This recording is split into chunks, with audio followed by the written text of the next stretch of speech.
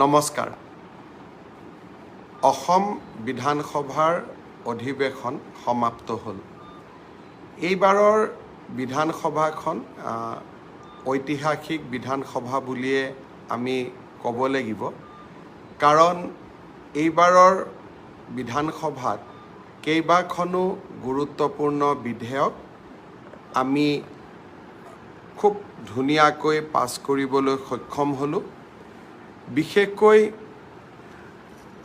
দুখন বিধেয়ক, এখন হ'ল আইকনিক হেৰিটেজ ষ্ট্ৰাকচাৰ, অৰ্থাৎ আমাৰ ৰাজ্যখনত বহুতো মন্দিৰ আছে, সত্ৰ আছে, সাংস্কৃতিক কীৰ্তিস্তম্ভ আছে, যিবিলাকৰ বয়স 250 বছৰতকৈও বেছি হৈছে। এতিয়া অসম চৰকাৰে এটা অধিকাৰ লাভ কৰিব যে যিকোনো ৰাইজে যেতিয়া আবেদন কৰিব যে মোৰ অঞ্চলৰ সত্ৰখন বা মোৰ অঞ্চলৰ নামঘৰটো বা মোৰ অঞ্চলৰ ঐতিহাসিক কীৰ্তিস্তম্ভ ৰংঘৰ, চৰাইদেউ মৈদাম, এইসমূহ 250 বছৰ পুৰণা, গতিকে বিধানসভাত পাছ কৰা আইনখন মোৰ অঞ্চলতো প্ৰযোজ্য হ'ব লাগে। যেতিয়া আমি ৰাইজৰ অনুৰোধত এই আইনখন প্ৰযোজ্য কৰিম, তেতিয়া সেই আইকনিক ষ্ট্ৰাকচাৰ অৰ্থাৎ নামঘৰ, মন্দিৰ, ধৰি ল'লোঁ বৰপেটা সত্ৰ, তাৰ 5 কিলোমিটাৰৰ আশে পাশে নতুনকৈ কোনেও মাটি কিনিব নোৱাৰিব। আৰু সেই মাটি কোনে কিনা বেচা কৰিব পাৰিব? যি সেই মাটিৰ ভূমিপুত্ৰ, অৰ্থাৎ 3টা প্ৰজন্ম তাত একেলগে বাস কৰিছে। 3টা প্ৰজন্ম মানে প্ৰায় 75 বছৰ, অৰ্থাৎ যিটো পৰিয়াল 75 বছৰ পুৰণি, সেই পৰিয়ালটোহে তাত নতুনকৈ মাটি বাৰী কিনা বেচা কৰিব পাৰিব। ইয়াৰ অৰ্থ কি? ধৰি লোৱা হ'ল, আপোনালোকে জানে যে বৰ্তমান বৰদোৱা সত্ৰৰ চাৰিওফালে নতুন নতুন মানুহ আহিব ধৰিছে। এনেকুৱা মানুহো আহিছে যি মহাপুৰুষ শ্ৰীমন্ত শংকৰদেৱৰ নৱবৈষ্ণৱ ধৰ্মক নামানে, ভক্তিও নকৰে, শ্ৰদ্ধাও নকৰে। মাটিৰ বেছিকৈ মূল্য দি লাহে লাহে যদি সত্ৰৰ গেটখনলৈকে তেওঁলোক আহি পায়, তেতিয়াহ'লে আমাৰ সভ্যতা সংস্কৃতি কেনেকৈ জীয়াই থাকিব?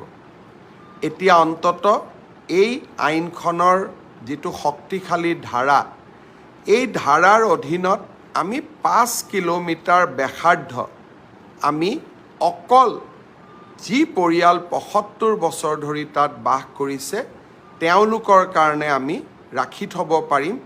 নতুন মানুহ তাত সোমাব নোৱাৰিব। তৎকালীনভাৱে চৰকাৰে বৰপেটা, বৰদোৱা এই 2টা অঞ্চলক এই আইনৰ অধীনত আনিব বিচাৰিছে।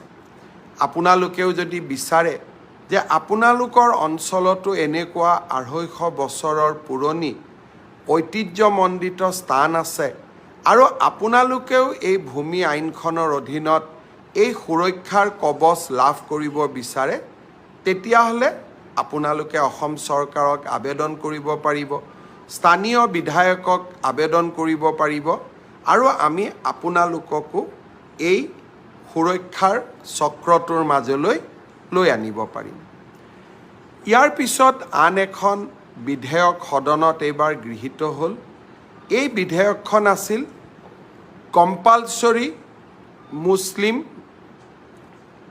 Registration of Muslim marriage and divorce, অৰ্থাৎ ইমান দিনে মুছলমান সমাজৰ বিবাহ কাজীসকলে পঞ্জীয়ন কৰিছিল।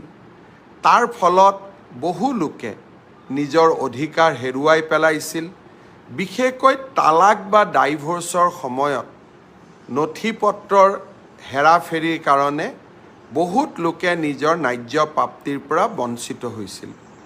এতিয়া আমি অসমত মুছলমান সমাজৰ বিয়া এই কম্পালচৰি পঞ্জীয়নৰ ভিতৰলৈ লৈ আহিলোঁ, আৰু এতিয়া বিবাহৰ পঞ্জীয়ন কাজী ব্যৱস্থাৰ জৰিয়তে সাব ৰেজিষ্ট্ৰাৰসকলে বা চৰকাৰৰ বিষয়াসকলে কৰিব পাৰিব।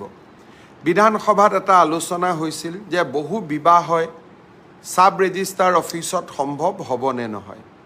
মই বিধানসভাতে প্ৰতিশ্ৰুতি দিছিলোঁ যে যদি কিবা কাৰণত সাব ৰেজিষ্ট্ৰাৰসকলে অকলে এই কাম কৰিব নোৱাৰে, তেতিয়াহ'লে আমি ব্লক পৰ্যায়ত আৰু পঞ্চায়ত পৰ্যায়ত হ'লেও আমি পঞ্জীয়ন বিষয়া দিব পাৰিম। কিন্তু গোটেইবোৰ ৰেজিষ্ট্ৰেশ্যন এটা পৰ্টেলৰ মাজেদি হ'ব, কোনেও নথি পত্ৰৰ হেৰাফেৰি কৰিব নোৱাৰিব। বিবাহ আৰু বিবাহ বিচ্ছেদ দুয়োটা চৰকাৰৰ নজৰত থাকিব আৰু ই ভুক্তভোগীক সময়ত আইনৰ সহায় দিয়াত সহায় কৰিব। এই দুইখন বিধেয়কৰ উপৰিও বৰাক উপত্যকা আৰু হোজাই জিলাত এইবাৰ আমি মণিপুৰী ভাষাক চৰকাৰী সহযোগী ভাষাৰ স্বীকৃতি দিবলৈ সক্ষম হ'লোঁ। Right to public service act অহা 2 অক্টোবৰৰ পৰা চৰকাৰৰ ঘৰত বিভিন্ন সেৱা পাওঁতে যদি ৰাইজে ভাবে যে নিৰ্ধাৰিত সময়তকৈ মোৰ বেছি সময় লাগিছে, তেতিয়াহ'লে আপোনালোকে ৰাজহুৱা সেৱা অধিকাৰ আয়োগৰ ওচৰত আবেদন কৰিব পাৰিব। সেই আইনখনো এইবাৰ বিধানসভাত গৃহীত হয় আৰু 2 অক্টোবৰৰ পৰা সকলো যদি ঠিকে থাকে, ৰাজ্যপাল মহোদয়ৰ আমি অনুমোদন পাওঁ, আমি right to public service act অৰ্থাৎ ৰাজহুৱা সেৱাৰ অধিকাৰ আইনখনকো আমি বলবৎ কৰাৰ বাবে প্ৰচেষ্টা হাতত ল'ম। বিধানসভা এইবাৰ যথেষ্ট বিতৰ্কিত আছিল। অসমৰ ৰাইজৰ অধিকাৰৰ বাবে বিশেষকৈ অবৈধ বাংলাদেশীৰ কৰাল গ্ৰাসৰ পৰা ৰাজ্যখনৰ ভূমিপুত্ৰ আৰু খিলঞ্জীয়া জনসাধাৰণক ৰক্ষণাবেক্ষণ দিবলৈ আমি কেইবাটাও গুৰুত্বপূৰ্ণ পদক্ষেপ গ্ৰহণ কৰোঁ। শেষৰ দিনা বিধানসভাই আৰু এটা ডাঙৰ সিদ্ধান্ত গ্ৰহণ কৰে। আপোনালোকে জানে, ব্ৰিটিছৰ দিনত 1935 চনত ইণ্ডিয়ান এক্টছ গ্ৰহণ কৰা হৈছিল আৰু যাৰ পৰিসৰৰ ভিত্তিত ৰাজ্যসমূহত বিধান পৰিষদসমূহ নিৰ্মাণ কৰা হৈছিল। 1937 চনত অসমত বিধানসভা প্ৰথম আৰম্ভ হৈছিল। ছাৰ ছাদুল্লা সেই সময়ত অসমৰ মুখ্যমন্ত্ৰী হৈছিল, তাক প্ৰধানমন্ত্ৰী বুলি কোৱা হৈছিল। তেতিয়া এটা সিদ্ধান্ত লৈছিল যে প্ৰতি শুকুৰবাৰে জুম্মা নামাজৰ বাবে 2 ঘণ্টা বিধানসভা ছুটি দিয়া হ'ব। অৰ্থাৎ 11:30 বজাতে বিধানসভা শেষ হৈ গৈছিল আৰু যদি দ্বিতীয় ছেশ্যন বা দ্বিতীয় দিনটোত যদি আমাৰ দুবাৰ বহিব লাগে, তেতিয়াও 2 ঘণ্টা বিৰতিৰ পিছতহে আমি বহিব পাৰিছিলোঁ। এইবাৰ বিধানসভাৰ ৰুলছ কমিটি, য'ত সকলো দলৰে বিধায়ক থাকে, সৰ্বসন্মতিক্ৰমে সিদ্ধান্ত গ্ৰহণ কৰিলে যে আমাক জুম্মা নামাজৰ কাৰণে 2 ঘণ্টা ব্ৰেক নালাগে। যেনেকৈ হিন্দু খ্ৰীষ্টিয়ান বিধায়কসকলৰ বাবে এনেকৈ কোনো ধৰণৰ ব্ৰেকৰ ব্যৱস্থা নাথাকে, তেনেকৈ আমাৰ মুছলমান বিধায়কসকলেও জুম্মা নামাজত 2 ঘণ্টা ব্ৰেক গ্ৰহণ নকৰে। অৰ্থাৎ ব্ৰিটিছ ঔপনিৱেশিক শাসনৰ সময়ত আৰম্ভ হোৱা এটা ডাঙৰ কলনিয়েল লিগেচি এইবাৰ আমি বিধানসভাত সমাপ্ত কৰিবলৈ সক্ষম হ'লোঁ। অধ্যক্ষ বিশ্বজিৎ দৈমাৰী ডাঙৰীয়াই এই বিষয়ে সদনত ঘোষণা কৰাৰ লগে লগে ই এক নিয়মত পৰিণত হ'ল যে এতিয়াৰ পৰা আৰু কোনো শুক্ৰবাৰে জুমা নামাজৰ কাৰণে 2 ঘণ্টা বিধানসভাই বিৰতি নলয়। বিধানসভাই নিৰন্তৰভাৱে স্বাভাৱিক গতিত নিজৰ কাম কৰি গৈ থাকিব। দেশৰ কিছুমান ৰাজ্যত ইয়াক লৈ বিতৰ্কও হৈছে, মোক সমালোচনাও কৰিছে। কিন্তু এই সিদ্ধান্ত অকল মই গ্ৰহণ কৰা সিদ্ধান্ত নহয়, ই অসম বিধানসভাৰ এটা সৰ্বসন্মত সিদ্ধান্ত। বিধানসভাৰ লাইভ প্ৰচিডিং আপোনালোকে সকলোৱে চাই। অসমৰ সভ্যতা সংস্কৃতি জীয়াই ৰখাৰ স্বাৰ্থত কেইবাটাও নতুন প্ৰস্তাৱৰ বিষয়ে মোৰ 3টা গুৰুত্বপূৰ্ণ এইবাৰ বিধানসভাত ভাষণ হৈছিল, তিনিওটাতে মই উল্লেখ কৰিছিলোঁ। মোৰ ফেচবুক পেজত এই তিনিওটা ভাষণ উপলব্ধ হৈ আছে। আপোনালোকে এই ভাষণকেইটা শুনিলে অসমৰ সম্যক পৰিৱেশ আৰু পৰিস্থিতিৰ বিষয়ে আপোনালোকে অনুভৱ কৰিব পাৰিব। উজনি অসমত বা নগাঁৱত ধিঙৰ ধৰ্ষণকাণ্ডক কেন্দ্ৰ কৰি কিছু পৰিঘটনা আৰু ঘটনাৰ প্ৰবাহৰ সৃষ্টি হৈছিল। নগাঁৱৰ একাংশ ব্যৱসায়ীয়ে ক'লে যে আমি উজনিত মাছ নপঠাওঁ, আমি স্বাস্থ্যসন্মত মাছ আমি খাব লাগে। অস্বাস্থ্যসন্মত মাছ খালে আমাৰ শৰীৰত ক্ষতি হয়।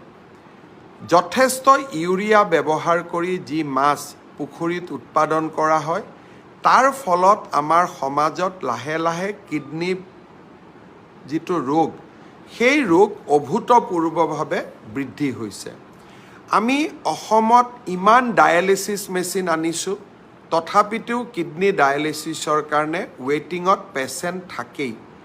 ইয়াৰ কাৰণ হ'ল ইউৰিয়াৰে সমৃদ্ধ কৰা মাছৰ ভক্ষণ। যদি নগাঁৱৰ পৰা মাছ নাযায়, উজনি অসমত যদি আমি থলুৱাভাৱে মাছ উৎপাদন কৰিব পাৰোঁ, ই ৰাজনৈতিক অৰ্থনৈতিক কথাক বাদ দিও স্বাস্থ্যৰ ক্ষেত্ৰত ই এক পজিটিভ প্ৰভাৱ পেলাব। অৰ্থনৈতিক ব্লেকমেইলিঙৰ কথাটো মই বাদ দিছোঁ। সেই বিষয়ে বিধানসভাত যথেষ্ট আলোচনা হৈছে। সেই আলোচনা মই আজি আকৌ এবাৰ দোহাৰিব খোজা নাই। ইয়াৰ মাজত এটা মিয়া বিহু ওলালে। আমাক ইটিকিং কৰি, গালি গালাজ কৰি, ক'ৰবাত আমাৰ সভ্যতা সংস্কৃতিক ইটিকিং কৰিও কিছুমানে মিয়া বিহুৰো প্ৰচলন কৰিলে। এই মিয়া বিহু গোৱা আলতাফ হুছেইন নামৰ ব্যক্তিজনক আজি আৰক্ষীয়ে গ্ৰেপ্তাৰ কৰিছে। মই এটা কথা স্পষ্টভাৱে ক'ব খোজোঁ যে যিমান দিনলৈ আমি আছোঁ, যিমান দিনলৈ আমাৰ সমাজ জীয়াই থাকিব, এই সমাজত আমি স্বাভিমানেৰে সৈতে জীয়াই থাকিম। আমাৰ সমাজ ব্যৱস্থাৰ ওপৰত কোনো প্ৰকাৰৰ আক্ৰমণক আমি গ্ৰহণ নকৰোঁ আৰু আমাক এনেকুৱা ধৰণৰ আক্ৰমণ কৰাৰ প্ৰচেষ্টাও চলাব নালাগে। আমি জিন যাব লাগে, মিলিব লাগে, মিলাব লাগে, কিছু এৰিব লাগে, কিছু ধৰি ৰাখিব লাগে।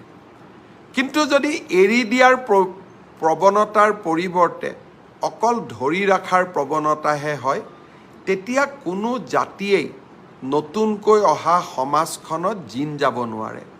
আমি প্ৰত্যেকটো পৰ্যায়তে মনত ৰখা উচিত যে আমি এখন সমাজলৈ আহিছোঁ, এইখন সমাজত আমি জিন যাব লাগিব আৰু এইখন সমাজত যদি আমি জিন যাব লাগে, এইখন সমাজৰ মৌলিক চৰিত্ৰসমূহক আমি মানি চলিবই লাগিব।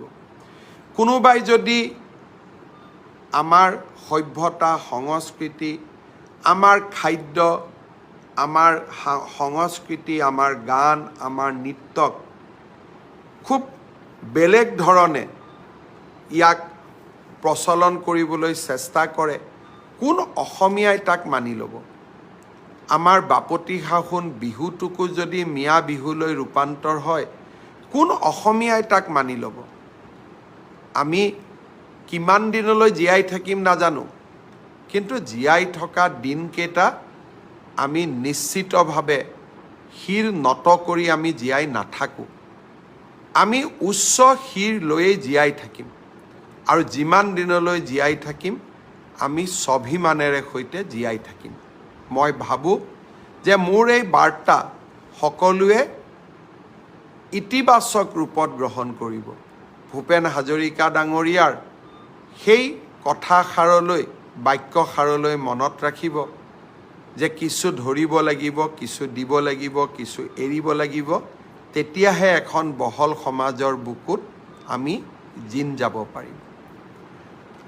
অহা কালিৰ পৰা 1 তাৰিখৰ পৰা অসমৰ চিকিৎসা মহাবিদ্যালয়সমূহত সৰু ল'ৰা ছোৱালীৰ হাৰ্টৰ বেমাৰ, যাৰ হাৰ্টৰ বেমাৰ আছে, থেলাছেমিয়া বেমাৰ আছে, তেওঁলোকৰ আমি এটা শিবিৰ আয়োজন কৰিছোঁ।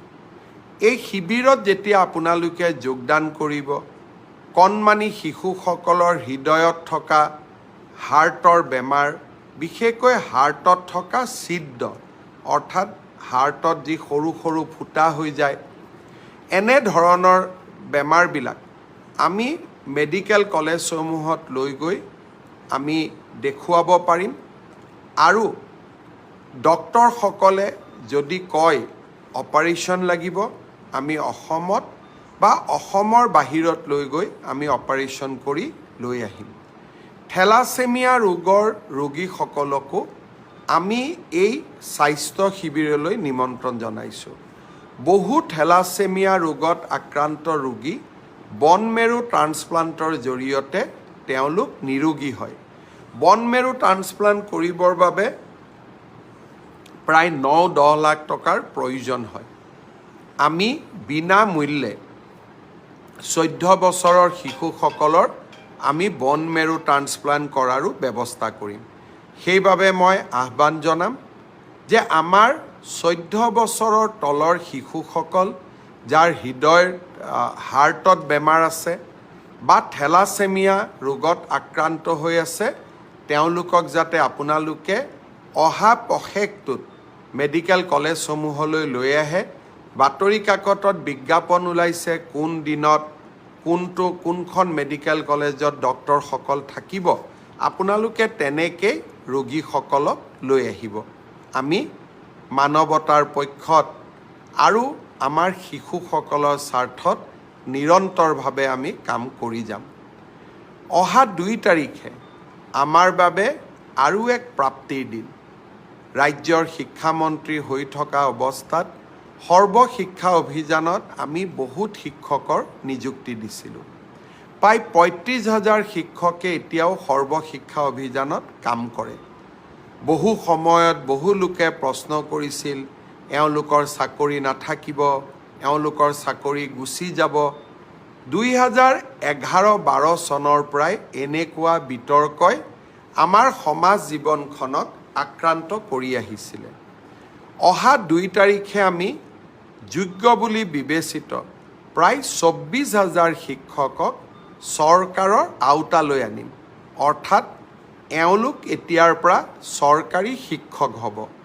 NPSৰ ব্যৱস্থা থাকিব। আৰু ফেমিলি কোনোবা শিক্ষক যদি অকালতে মৃত্যু হয়, পৰিয়ালটোৱে পূৰ্ণ দৰমহা পাব, পেঞ্চনৰ ব্যৱস্থা হ'ব। এটা তেওঁলোকে জীৱনত নতুন নিৰাপত্তা পাব। 2 তাৰিখে মই সকলো নিৰ্বাচিত শিক্ষকক আমাৰ খানাপাৰা ফিল্ডলৈ নিমন্ত্ৰণ জনাইছোঁ। তাতে আমি নিয়োগ পত্ৰসমূহ বিতৰণ কৰিম। অহা 3 তাৰিখে মই লখিমপুৰলৈ যাম। প্ৰথমতে ঐতিহ্যমণ্ডিত চতিয়া থানাত যাম। চতিয়া থানাখন চাম, য'ত 1942 চনৰ 20 আগষ্ট তাৰিখে ভাৰতৰ জাতীয় পতাকা উত্তোলন কৰা হৈছিল। তাৰপিছত মই বিহালীলৈকে যাম। গহপুৰতো কিছু সময় তাতে ৰাইজৰ লগত কটাম। কনকলতা বিশ্ববিদ্যালয়ৰ আৰ্হিৰ বিষয়ে আলোচনা কৰিম। তাৰপিছত মই বিহপুৰীয়া যাম। অনিৰুদ্ধদেৱ মাধৱদেৱৰ জন্মক্ষেত্ৰ 2খন মই চাবলৈ যাম আৰু কি ধৰণে চৰকাৰে ভৱিষ্যতে তাত বিশেষ আঁচনি ল'ব পাৰে তাৰ বিষয়েও আলোচনা কৰিম। 3 তাৰিখে নিশা গৈ লখিমপুৰ পাম। 4 তাৰিখে আমাৰ লখিমপুৰত কেবিনেট বৈঠক অনুষ্ঠিত হ'ব। কেবিনেট বুলিলে এছাম লোকৰ মনত চিন্তা হয়, কেবিনেটত বা এইবাৰ খোৱা বোৱাৰ ব্যৱস্থা কি হ'ব। এইবাৰ মই সকলো মন্ত্ৰীকে কৈছোঁ যে চৰকাৰৰ ঘৰৰ খোৱা নাখাব, আমাৰ দলৰ বুথ সভাপতিসকলৰ ঘৰত গৈ আপোনালোকে নিজৰ যি খাদ্য বা আহাৰ আপোনালোকে গ্ৰহণ কৰিব আৰু চৰকাৰী আহাৰ আপোনালোকে গ্ৰহণ নকৰিব। আৰু কেবিনেট বুলি কোনো ধৰণৰ বিশেষ ব্যৱস্থাও গ্ৰহণ কৰিব নালাগে। আমি লখিমপুৰৰ ৰাইজক কি ধৰণে উন্নয়নৰ নতুন শিখৰলৈ লৈ যাব পাৰোঁ তাৰ বিষয়ে লখিমপুৰৰ কেবিনেটত আমি আলোচনা কৰিম। 5 তাৰিখে আমি ডিব্ৰুগড়ত থাকিম। শিক্ষক দিৱস। ডিব্ৰুগড়ত মুখ্যমন্ত্ৰীৰ কাৰ্যালয় এটা স্থাপন হ'ব। এতিয়াৰ পৰা অসমৰ মুখ্যমন্ত্ৰী অতি কমেও মাহৰ 4 দিন ডিব্ৰুগড়ত থাকিব আৰু উজনি অসম আৰু উত্তৰ অসমৰ জিলাসমূহৰ উন্নয়নৰ বাবে ডিব্ৰুগড়ত আমি স্থাপন কৰা মুখ্যমন্ত্ৰীৰ কাৰ্যালয়টোৱে নিৰন্তৰভাৱে কাম কৰিব। এই ধৰণে আমি অহা দিনকেইটা পাৰ কৰিম। তাৰ মাজত সময় পালে ফেচবুক লাইভো কৰিম, আপোনালোকক কথা বতৰাবোৰ জনাই থাকিম। অসম বিধানসভাখনত এইবাৰ এক ঐতিহাসিক বিধানসভালৈ ৰূপান্তৰ হ'ল এই 2খন আইনৰ বাবে। অহাবাৰ বিধানসভাত আমি আৰু কেইখনমান আইন আনিম। লাভ জেহাদৰ বিৰুদ্ধে এখন আইন আহিব। অবিভক্ত গোৱালপাৰা জিলাত অনুসূচিত জনজাতিৰ মাটি অকল যাতে অনুসূচিত জনজাতি লোকে কিনিব পাৰে, অনুসূচিত জাতিৰ মাটি যাতে অনুসূচিত জাতিৰ লোকে কিনিব পাৰে, নিজৰ সম্প্ৰদায়ৰ বাহিৰলৈ যাতে ভূমি যাব নোৱাৰে, অৱশিষ্ট ভূমি যিখিনি থাকি গ'ল, তেনেকুৱা এখন শক্তিশালী আইনো আমি অনাৰ বাবে প্ৰচেষ্টা কৰিছোঁ। অসম চুক্তিৰ 6 নম্বৰ দফা ৰূপায়ণত বিপ্লৱ শৰ্মা কমিটিয়ে ভূমিৰ অধিকাৰ সুৰক্ষা কৰিবলৈ যিমান ৰিকমেণ্ডেশ্যন দিছিল, তাতকৈ আমি বহু ওপৰলৈ গৈ অসমীয়া মানুহৰ ভূমি সুৰক্ষিত কৰিবৰ বাবে প্ৰচেষ্টা কৰিছোঁ। 9,62,000 মানুহৰ আধাৰ ব্লক হৈ আছিল। ফেচবুক লাইভতে মই কৈছিলোঁ যে মই চেষ্টা কৰি আছোঁ এই আধাৰসমূহ যাতে মুকলি হয়। ভাৰত চৰকাৰে ইতিমধ্যে এই আধাৰসমূহ মুকলি কৰি দিয়াৰ বাবে নিৰ্দেশ দিলে। মই বিশ্বাস কৰোঁ যে অহা অক্টোবৰ মাহৰ পৰা বা তাতকৈও আগৰ পৰা সকলোৱে বন্ধ হৈ থকা আধাৰসমূহ এতিয়া আপোনালোকে সংগ্ৰহ কৰিব পাৰিব। যিসকলে ইমান দিনে কষ্ট পালে তেওঁলোকক মই আজি অভিনন্দন জনাইছোঁ যে বহুদিনীয়া কষ্ট এটাৰ অৱসান হ'ল। কেতিয়াবা কিছুমান ঘটনা হয়, তাক সমাপ্ত কৰোঁতে সমাধান কৰোঁতে কিছু সময় লাগে। তথাপিতো এই সুখবৰটো আপোনালোকক দিব পাই মই যথেষ্ট আনন্দিত হৈছোঁ। অহা এসপ্তাহ 10 দিনৰ ভিতৰতে বানপানীত আক্ৰান্ত লোকসকলৰ ক্ষতিপূৰণো আমি তেওঁলোকৰ একাউণ্টত পঠিয়াবলৈ চেষ্টা কৰিম। নিৰন্তৰভাৱে কাম কৰি যাম আৰু কাম কৰি থাকিম।